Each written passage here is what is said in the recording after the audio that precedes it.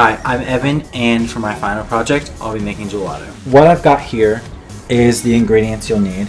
You'll need sugar, 14 egg yolks because I doubled the recipe, vanilla, salt, I haven't measured it yet. You'll need whipping cream and whole milk.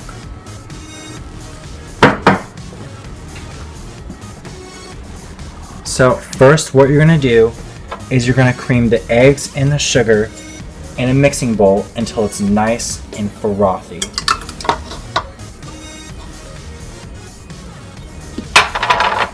And I need to measure out another third of sugar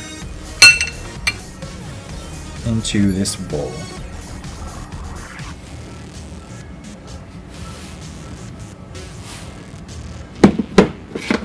Okay, I'm just going to dump this in.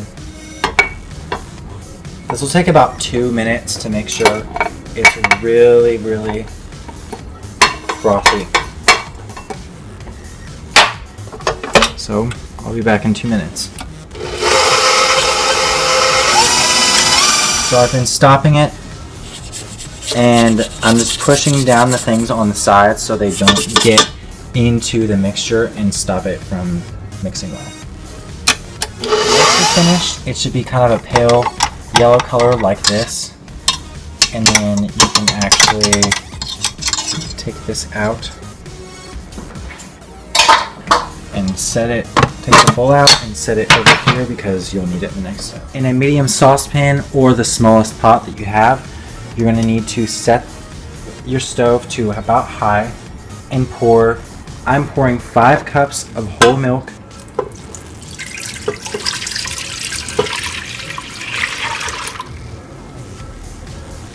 and 1 cup of whipping cream into this small pot. And I'm just going to get my wooden spoon and start mixing it. And you're going to want to let this sit here until it's just barely simmering. There'll be bubbles all around the sides. Once there's bubbles around the sides, that's how you know it's done. Once it starts to steam a little bit, kind of mix it around and then let it sit. This is actually ready because there's bubbles along this corner. You see them? So that part's actually ready because you're not going to want it to boil. If it boils, you will actually burn the milk, and you don't want that. What you're going to want to do is you have to temper your mixture. This will prevent your egg mixture that we just made from curdling. So you're going to take about that much, like a few littlefuls, and mixing this, you're going to need to slowly add this. This prevents your eggs that we had in there from cooking.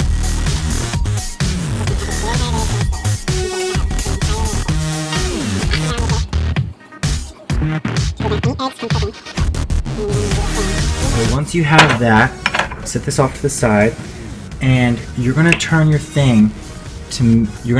oven to medium-low heat, and then you're slowly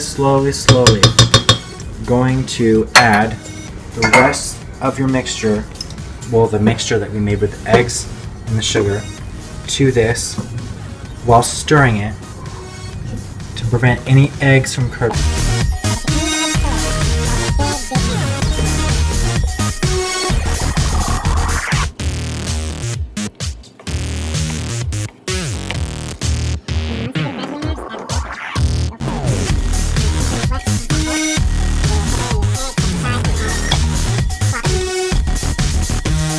Let this thicken on medium-low heat for about 8 minutes, stirring constantly. Okay, once you get this thick enough, the foam on top will disappear and the pale yellow color under will start to show, and on the back of the wooden spoon, if you get it out of the mixture and rub your finger across, that will stay separated. You all see that? That will stay separated. So after it's all thick enough, you're going to take it off the heat and you're going to pour it immediately into another bowl. And I'm using this cake pan because it has more surface area all around it, so this will cool faster. Originally, you cool it 5 to 12 hours to overnight, but this I have to get it done in 3. So with the more surface area, I'll be able to do it.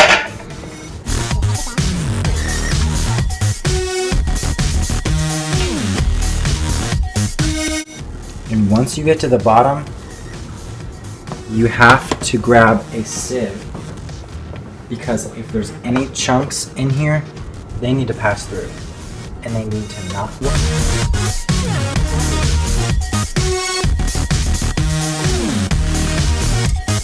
While this is sitting, what we need to do is we need to measure out some salt and the vanilla and put it in there. I already have 1 tablespoon of vanilla in there.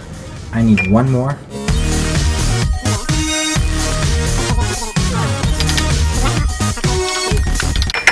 So I have 2 tablespoons of vanilla back there, and I need 1 teaspoon of salt. So I have a half teaspoon to measure.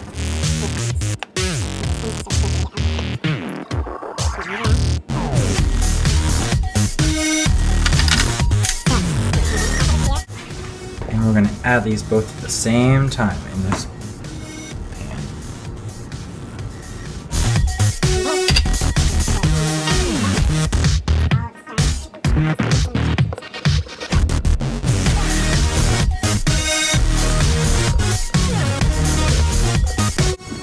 Okay, so we kind of have this all mixed in together. It'll kind of be a little bit foamy on the top, I'd say, and then, but the inside should be mixed all the way. Okay, so we are out of plastic wrap, so I am using wax paper. It'll work exactly the same. All I need to do is prevent a skin from forming. So I've cut up little strips of wax paper to go over the mix. So what you need to do is you need to press down the wax paper on top of each other to kind of cover the whole thing. This is going to be So the next step is you need to put it in the fridge and let it cool for approximately 3 hours until basically the mixture is cool, because you can't put this part into the ice cream machine unless it's cold. So it needs to be really cold before you can do that. Alright, so we are back, and this has been cooling for about 3 hours now.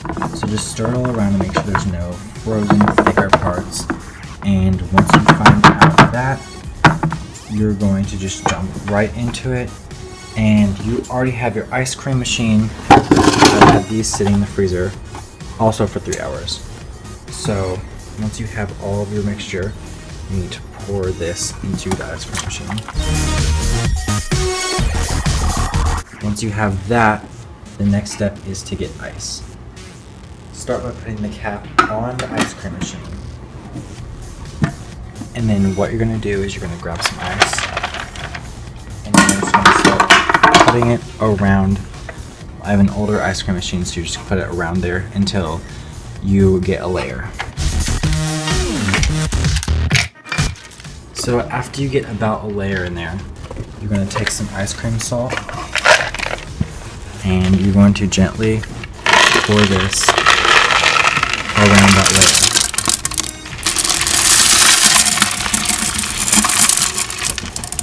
This really helps the ice cool the mixture down a lot.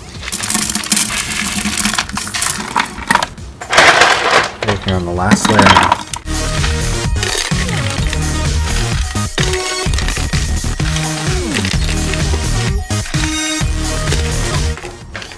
Attach the part of your ice cream machine. So once you get it all set up and all the ice in there and the thing on there, all you're gonna do is you're gonna plug it in and come back in half an hour when it's ice cream sitting. This has been in the ice cream machine for about half an hour now. And let's see how this looks. I'm just gonna pull out. This is almost perfect ice cream consistency.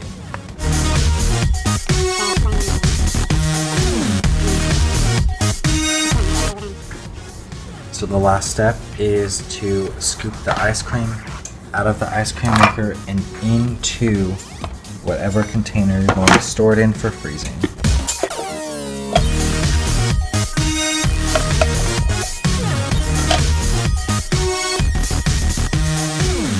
Just set this in the freezer until you're ready to eat it. Thanks.